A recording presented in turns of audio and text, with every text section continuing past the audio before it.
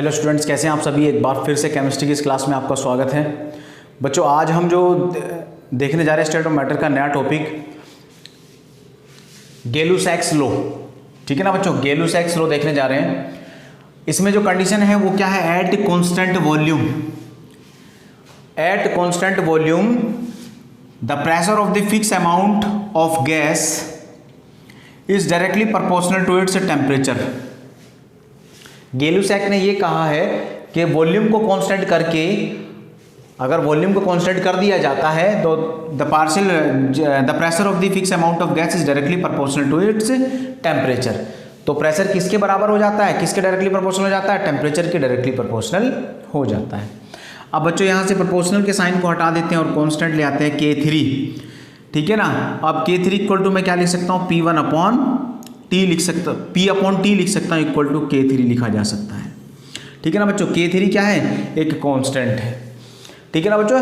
तो इसमें आपको इसकी डेफिनेशन याद करनी है। At constant volume the fix amount of gas, at constant volume the pressure of the fix amount of gas is directly proportional to its temperature, ठीक है ना। और ये इस तरीके से यहाँ पर ये ड्राइव कर देना है।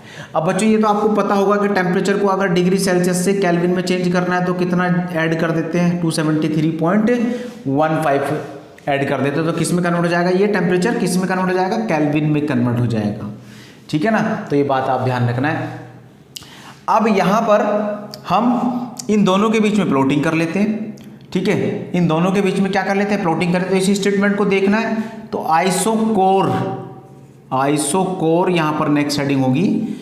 और आइसोकोर में किस किस के बीच में प्लॉटिंग की जाएगी बच्चों, तो प्रेशर की, एक टेम्परेचर की, एक तो टेम्परेचर के और एक किसके, प्रेशर के बीच में। तो अब जब ये इसके डायरेक्टली प्रोपोर्शनल है तो बच्चों अब तो आपको पता चल गया होगा, अगर डायरेक्टली प्रोपोर्शनल होता है तो क्या करते हैं, स्ट्रेट लाइन आती है, ठीक है ना। क्या आती है, स्ट्रेट लाइन आती है। और क्या कांस्टेंट है, वॉल्यूम कांस्टेंट। तो ये V1 पे, ये V2 पे, ये V3 पे, ठीक है। तो इस तरीके से इसको देखा जाता है, ठीक है ना।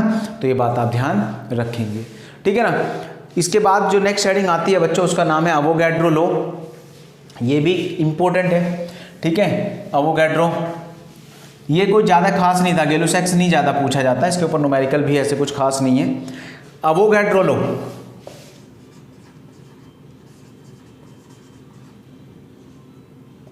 ये आपको देखना है, ठीक है। अब इसमें कंडीशन याद रखना, अवोगाड्रो लॉ के अंदर क्या कांस्टेंट होता है, at constant temperature and pressure, ये दोनों चीजें कांस्टेंट होती है बच्चों। ये दोनों चीजें क्या होती है, कांस्टेंट होती है। जब ये दोनों चीजें कांस्टेंट होगी तो तीसरा क्या बचा, अभी तक हम तीन चीजों की तो बात करते हुए हैं, एक टेम्परेचर की बात कर रहे हैं, एक प्रेशर की बात कर रहे हैं और एक वॉल्यूम की बात कर रहे हैं, ठीक है ना। याद रहेगा, तीन चीजों की तो बात कर रहे हैं। तो अब वॉल्यूम जो होगा वो डायरेक्टली प्रोपोर्शनल किसके होगा, नंबर ऑफ मोल्स के। At constant temperature and pressure the volume of the gas is directly proportional to the N का मतलब नंबर ऑफ मोल्स, ठीक है ना। अब इसको मैं यहां से हटा देता हूं, प्रोपोर्शनल को और कांस्टेंट लेके आता हूं, K4n हो गया। K4 क्या है, ये कांस्टेंट है, ठीक है। अब बच्चों आपको याद होगा कि नंबर ऑफ मोल्स किसके बराबर होता है, नंबर ऑफ मोल्स होता है वेट अपॉन मोलर मास के बराबर होता है। तो क्या मैं इसको यहां पर रख सकता हूं, तो बिल्कुल रख सकता हूं। तो V इक्वल टू आ जाएगा K4W अपॉन mm, ठीक है ना। अब एक काम और कर सकता हूं मैं, इसको यहां ले जाऊं, इसको यहां ले आऊं, यानी कि molecular mass is equal to K4W upon V। और बच्चों आपने पढ़ा है डेंसिटी इक्वल टू क्या होता है, मास अपॉन वॉल्यूम, ठीक है ना। तो मैं मास को वेट भी लिख सकता हूं, तो यानी कि इतने की जगह मैं क्या लिख सकता हूं, डेंसिटी। तो मोलिकुलर मास इक्वल टू आ जाएगा K4 डेंसिटी, या ये कह सकते हैं कि molecular mass is directly proportional to the density. इस रिलेशन का भी हम यूज करते हुए नजर आएंगे, ठीक है। तो आपको ये बात समझ में आ गई होगी। At constant temperature and pressure, ये ध्यान रखना है, ठीक है ना। The volume of the gas is directly proportional to its moles, अपने मोल के ये डायरेक्टली प्रोपोर्शनल होता है। प्रोपोर्शनल के साइन को हटाएंगे, कांस्टेंट लेके आएंगे, K4 क्या लेके आएंगे बच्चों, K4 लेके आ जाएंगे। अब जब K4 लेके आ जाएंगे ठीक है, तो यहाँ पर हमने ये लिख दिया। अब नंबर ऑफ मोल्स किसके बराबर होता है, वेट अपॉन मोलर मास के, तो ये भी मैंने लिख दिया। अब मोलर मास को मैं इधर वॉल्यूम को नीचे ले जाऊंगा तो W अपॉन V किसके बराबर होता है, डेंसिटी के, तो मैंने ये रख दिया। अब यहाँ से मुझे एक चीज़ सीधी सीधी दिखती है कि मोलर मास जो होता है वो डेंसिटी के डायरेक्टली प्रोपोर्शनल होता है। तो ये बात आपको ध्यान रखनी है, इसके ऊपर भी हम न्यूमेरिकल या क्वेश्चंस देखेंगे, लेकिन उससे पहले मैं आपको आइडियल गैस के बारे में बताता हूँ, फिर हम न्यूमेरिकल देखेंगे, ठीक है ना। अब बच्चों आइडियल गैस के बारे में आपको सीधी सी बात याद रखनी है, those gas which obeys the, वो गैसेस जो क्या ओबे करती हैं, जो बॉयल्स लॉ को ओबे करे, जो बॉयल्स लॉ की कंडीशन को ओबे करे, चार्ल्स लॉ की कंडीशन को ओबे करे और अवोगाड्रो नंबर की कंडीशंस को ओबे करे। तो जो चार्ल्स लॉ, बॉयल्स लॉ और अवोगाड्रो लॉ को फॉलो करती है that is called ideal gas equation, ठीक है ना बच्चों। लेकिन ऐसा होता नहीं है। अब आपको जो करना है वो करना है आइडियल गैस इक्वेशन, तो वो तो थियोरेटिकल था, उसको आइडियल गैस किसको कहते हैं, दोज गैस विच ओबेज क्या, Boyle's law, Charles law, Avogadro law, जो भी बॉयल्स लॉ, चार्ल्स लॉ को और अवोगाड्रो लॉ को फॉलो करेंगे that is called ideal gas. अब इक्वेशन की मैं बात कर लेता हूं यहां पर, तो बच्चों अकॉर्डिंग टू बॉयल्स लॉ, ये आपने पढ़ा है क्या, कि V inversely proportional to the pressure. यहां पर क्या कांस्टेंट था, एट कांस्टेंट टेम्परेचर, सॉरी। अब अकॉर्डिंग टू चार्ल्स लॉ, अब बच्चों चार्ल्स लॉ में आपने क्या पढ़ा कि V directly proportional to the temperature, इसमें क्या कांस्टेंट था, एट कांस्टेंट प्रेशर। और बच्चों आपने ये भी पढ़ा है अकॉर्डिंग टू अवोगाड्रो लॉ, क्या पढ़ा है कि V directly proportional to N at constant, क्या क्या था कांस्टेंट, प्रेशर भी और टेम्परेचर भी। तो बच्चों ये तीनों इक्वेशन आपके पास आ गई, इक्वेशन फर्स्ट, इक्वेशन सेकंड और इक्वेशन थर्ड। तो मैं क्या लिखूंगा, from equation first, second and third. तो मैं देख पा रहा हूं सभी V, इधर तो V आ गया, प्रोपोर्शनल, तो देखो जो सामने वो सामने लिखेंगे, जो नीचे वो नीचे लिखेंगे। देखो V के सामने कौन है, T है और N है, यानी कि डायरेक्टली प्रोपोर्शनल, तो डायरेक्टली प्रोपोर्शनल को सामने रखेंगे और जो इन्वर्सली प्रोपोर्शनल है उसको नीचे रखेंगे। तो ये आपका यहाँ पे आ गया।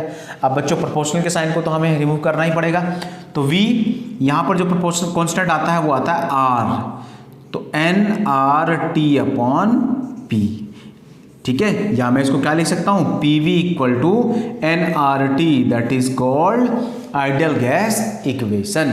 कई बार बच्चों इसको ड्राइव करने के लिए भी आ जाता है, देखो ड्राइव में भी कोई प्रॉब्लम नहीं है, बहुत छोटा सा ड्राइव है, volume inversely proportional pressure, Boyle's ने कहा, चार्ल्स ने कहा directly proportional to the temperature, Avogadro ने कहा directly proportional to the number of moles. तीनों इक्वेशन को कंबाइन कर दीजिए, कंबाइन करने के बाद क्या आ जाता है, PV इक्वल टू nRT आ जाता है, ठीक है ना बच्चों।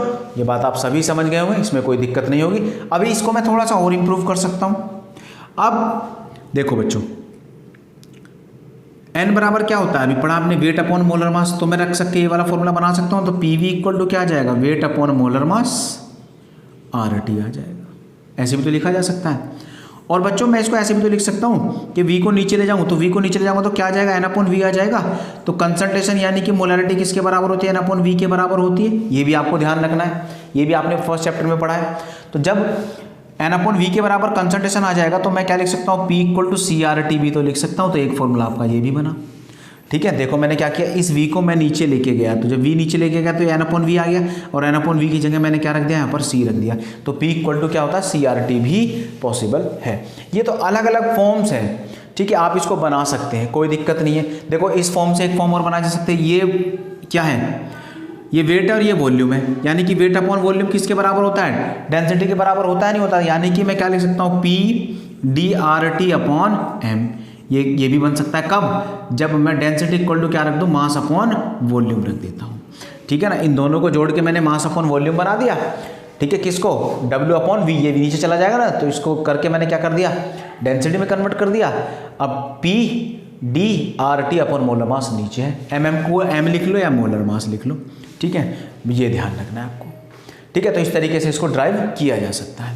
तो ये वाली फॉर्म यूज़ कर सकते हैं न्यूमेरिकल में, ये भी यूज़ होती हुई नज़र आएगी, ये भी नज़र आएगी और ये भी नज़र आएगी, इसके ऊपर भी न्यूमेरिकल है। ठीक है, तो ये आपको ध्यान देना होगा कि जहाँ जिसकी रिक्वायरमेंट है वहाँ वही यूज़ कर लेंगे। ठीक है ना। तो आइडियल गैस इक्वेशन आपकी यहाँ पर क्या है, PV इक्वल टू nRT है, ये ध्यान रखना है आपको। अब इसको मैं रफ कर रहा हूँ, अब आगे भी तो इसको ड्राइव किया जाता है, यानी कि कंबाइंड गैस इक्वेशन भी तो देखी जाती है। तो इसको देखते हैं आगे, यहाँ से आगे देख लेते हैं बच्चों, यहाँ से आगे ध्यान देना, इसको ड्राइव करने के लिए भी आ जाता है। अब PV इक्वल टू आपने पढ़ लिया nRT होता है। अब R तो गैस कांस्टेंट है ही बच्चों, इसकी वैल्यू फिक्स होती है 8.314। ठीक है, अभी इसकी गैस वैल्यूज के बारे में बात करेंगे। तो अब अगर सेम गैस है तो नंबर ऑफ मोल्स भी सेम होंगे, यानी कि ये दोनों चीजें तो कांस्टेंट हैं। तो NR इक्वल टू मैं क्या लिख सकता हूँ, PV अपॉन T लिख सकता हूँ। क्या लिख सकता हूँ, PV अपॉन T। क्यों, N तो R तो गैस कांस्टेंट होता ही है, इसका नाम तो है ही कांस्टेंट, और जो N है वो क्या है, नंबर ऑफ मोल्स हैं। अगर हम एक ही गैस के ऊपर अप्लाई कर रहे हैं इनिशियल और फाइनल स्टेट के ऊपर, तो ये भी नंबर ऑफ मोल्स सेम रहेंगे, यानी कि N1 V1 अपॉन T1, और second condition P2 V2 upon T2 ये भी सेम रहेगा। ठीक है, यानी कि दोनों कांस्टेंट रहेंगे। तो इसका मतलब इक्वेशन फर्स्ट में कंपेयर करूंगा तो क्या लिखूंगा, P1 V1 upon T1 is equal to क्या आ जाएगा, P2 V2 अपॉन T2 आ जाएगा। अब ये कौन सी बनी आपकी, इसको कहते हैं कंबाइंड गैस लॉ। ठीक है, इसके ऊपर भी न्यूमेरिकल देखने को मिलेंगे बच्चों। यहाँ तक तो आपको ड्राइव कर लेना, डायरेक्ट आप ये भी याद कर सकते हैं, क्योंकि ये ऐसा कुछ खास नहीं है सच। ठीक है ना, तो ये बात आप ध्यान रखेंगे। ठीक है, इसको क्या कहते हैं, कंबाइंड गैस लॉ कहा जाता है। क्या कहा जाता है, कंबाइंड गैस लॉ कहा जाता है। ठीक है, अब इसके भी यहाँ पर मैं कुछ न्यूमेरिकल देख लेता हूँ। ठीक है ना, एक दो न्यूमेरिकल डिस्कस कर लेते हैं बच्चों आइडियल गैस इक्वेशन के ऊपर। ठीक है ना, देखिए बच्चों इस न्यूमेरिकल को देख लेते हैं। कैलकुलेट द टेम्परेचर, टेम्परेचर को कैलकुलेट करना है।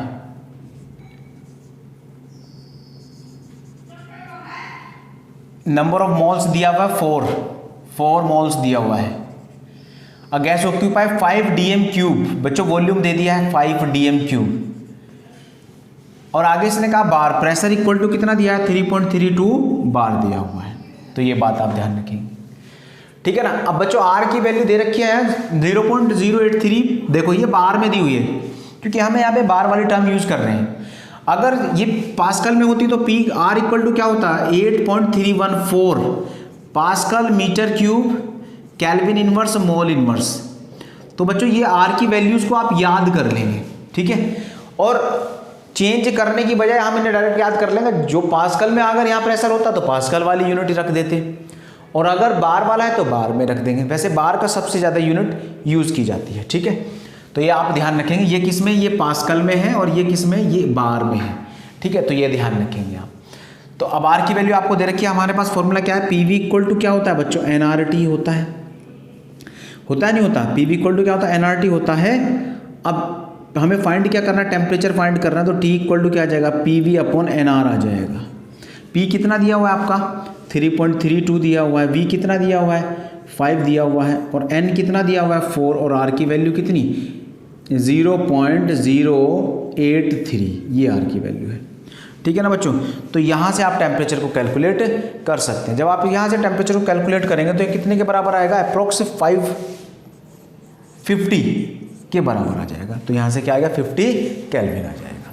ठीक है ना, तो ये आप देख लेंगे, क्योंकि देखो अगर मैं देखता हूँ तो ये सीधा सीधा यहाँ से जा रहा है। ये अगर मैं इसको 8 कर लेता हूँ तो ये 32 यानी कि 4 टाइम चला जाएगा, और 4 से ये 4 चला जाएगा, और इसकी एक जीरो ऊपर यहाँ इंक्रीज़ कर देंगे। अब मैं बता ही देता हूँ बच्चों, देख लो ध्यान से क्या क्या लिखा था हमने यहाँ पर। P कितना है 3.32, और V कितना है 5 है, N कितना है 4 है, और ये कितना 0.083। इसको यहाँ से पॉइंट हटाया, 1 2 3 2 जीरो कट जाएगा, और एक जीरो यहाँ इंक्रीज हो जाएगी, 83 होगा। ये इतना होगा, ये इससे 4 टाइम चला जाएगा, 4 से 4 कैंसिल हो जाएगा, तो सिर्फ 5 मतलब 0 केल्विन बच जाएगा। ठीक है, तो इस तरीके का न्यूमेरिकल आपको PV इक्वल टू nRT पे देखने को मिल सकता है। ठीक है ना बच्चों, इसका न्यूमेरिकल का डिस्कशन भी हम करते रहेंगे। एक न्यूमेरिकल मैं और बता देता हूँ, देखिए बच्चों इस क्वेश्चन को देख लेते हैं एक बार और। अब इसमें क्या, कैलकुलेट द वॉल्यूम, वॉल्यूम आपको फाइंड करना है। W दिया हुआ है बच्चों 8.8 ग्राम, टेम्परेचर दे रखा है बच्चों 31.1, मैं 273 ऐड कर दूंगा इसमें तो कितना आ जाएगा, 0.1 तो सेम रहेगा, 4 हो जाएगा, 10 और 3 हो जाएगा। तो इतना आ जाएगा बच्चों इसका 304.1। अब आगे ये केल्विन में कन्वर्ट हो गया, प्रेशर दे रखा है 1 बार। अब बच्चों पीवी इक्वल टू क्या होता है, W/mm, ये वाला फॉर्मूला रख लेंगे यहाँ पर nRT की जगह, क्योंकि यहाँ पर हमारा W दिया हुआ है। मोलर मास ऑफ CO2 हम कैलकुलेट कर लेते हैं, molar mass of CO2 first chapter में बताया था 44 होगा, ठीक है। अब कैलकुलेट क्या करना है, वॉल्यूम कैलकुलेट करना है, तो P को भी नीचे ले आएंगे, तो WRT/mm इनटू क्या आ जाएगा, वॉल्यूम आ जाएगा, ठीक है। अब वैल्यू पुट करता हूँ, W की वैल्यू कितनी है 8.8, R की वैल्यू कितनी है 0.083, टेम्परेचर कितना दे रखा है 304.1 अपॉन mm कितना दिया हुआ है, मोलिकुलर मास 44 और वॉल्यूम कितना दे रखा है बच्चों, हमें वॉल्यूम तो फाइंड करना था ना, तो हम यहाँ पर क्या लिखेंगे, V लिखेंगे और यहाँ पर लिख देंगे P, ठीक है। अब प्रेशर कितना दिया हुआ है 1 दिया हुआ है, ठीक है। पॉइंट हटा दीजिए, नीचे 0 को इंक्रीज कर दीजिए, 2 टाइम चला जाएगा, ठीक है, ये 5 चला जाएगा, ठीक है ना। तो ये 5 टाइम चला जाएगा, तो इसका जो आंसर आपको देखने को मिलेगा बच्चों, वो देखने को मिलेगा 5.08 लीटर, ये मिल जाएगा, ठीक है ना। तो इस तरीके से आप इसको कर सकते हैं। तो इस तरीके से आप आइडियल गैस इक्वेशन के न्यूमेरिकल देख सकते हैं बच्चों, और कर सकते हैं आप। कोई भी और क्वेश्चन करेंगे, अगर आपको डाउट लगता है तो मुझसे पूछ सकते हैं बच्चों। जिन बच्चों ने अभी तक चैनल को सब्सक्राइब नहीं किया वो सब्सक्राइब जरूर करें। आज के लिए इतना ही, बाकी नेक्स्ट लेक्चर में देखते हैं बच्चों। Okay, bye bye.